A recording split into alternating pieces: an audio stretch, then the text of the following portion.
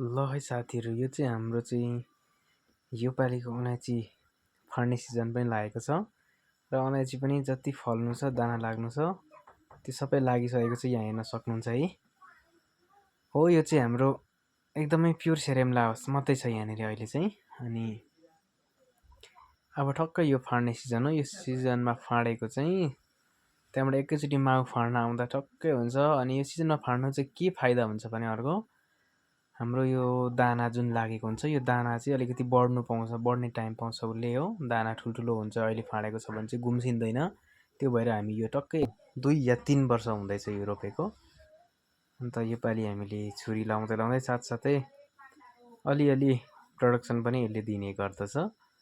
र हाम्रो अब अर्को वर्षदेखि चाहिँ यसले चाहिँ मजाले एकदम बेसी दिन्छ। योपालि पनि दिन्छ, योपालि पनि ठिकैको दिन्छ। तर अर्को पालिदेखि हाम्रो एकदमै यसले राम्रो गरी प्रडक्सन दिन्छ। र योपालि झाङ यत्तिको सप्रेर आउनु चाहिँ हामीले यत्तिको बनाउनु चाहिँ साह्रो हो। अब यत्तिको भएपछि यो अलैँची चाहिँ तपाईँको लगभग पनि 9-10 वर्ष थामिहाल्छ। र यो देख्दै गर्नुभएको यो चाहिँ हाम्रो टक्कै 3 वर्षको झाङमा फलेको हो यो चाहिँ। अनि वरिपरि पनि हेर्नुहोस् हो, तपाईँलाई फुल देखाइदिएको छ। यो चाहिँ कसरी चाहिँ यस्तो फल्छ भने, यो अरू अलैँची चाहिँ साउने राम्रोहरू चाहिँ यसरी तपाईँको यो चाहिँ खोल्सा जब जहाँ पानी बग्छ त्यहाँ मात्रै यसरी फलेको देख्न पाइन्छ। र यो सेरेम्ला चाहिँ सिजनमा पानी पुऱ्याएको छ भने यो चाहिँ यसरी दाना लाग्छ मजाले। अब तपाईँको हेर्नुहोस्, कतै जग्गै छैन अरू ठाउँ, झाङदेखि बाहिरसम्म निस्किएको छ भरिएर हो। यति साह्रो दामी फलेको हुन्छ सेरेम्ला चाहिँ।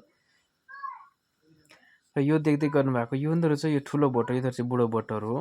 अनि पुरानो बोट 10 वर्ष, लगभग 10 वर्ष पुरानो बोटहरू हो। अनि यिनीहरूबाट पनि प्रडक्सन अहिलेसम्म दिइरहेको छ।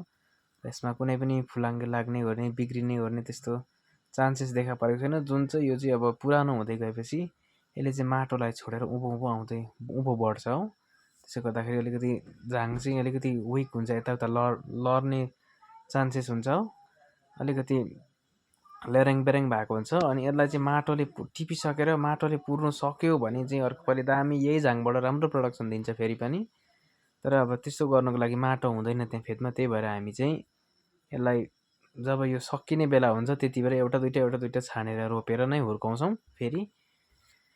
अनि यस्तो प्रडक्सन दिन्छ सेरेम्लाले हो। अनि तपाईँहरूकोतिर कस्तो छ, तपाईँहरूले मलाई कन्ट्याक्ट गर्न सक्नुहुन्छ।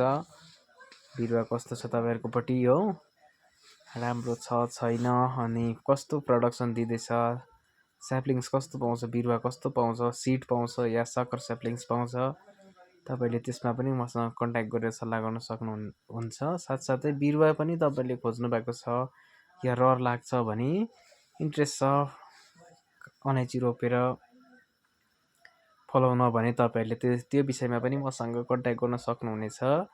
यो चाहिँ अहिले सिक्किमको सबभन्दा ठुलो लार्ज कार्डमममा पर्छ। Thank you for watching my video.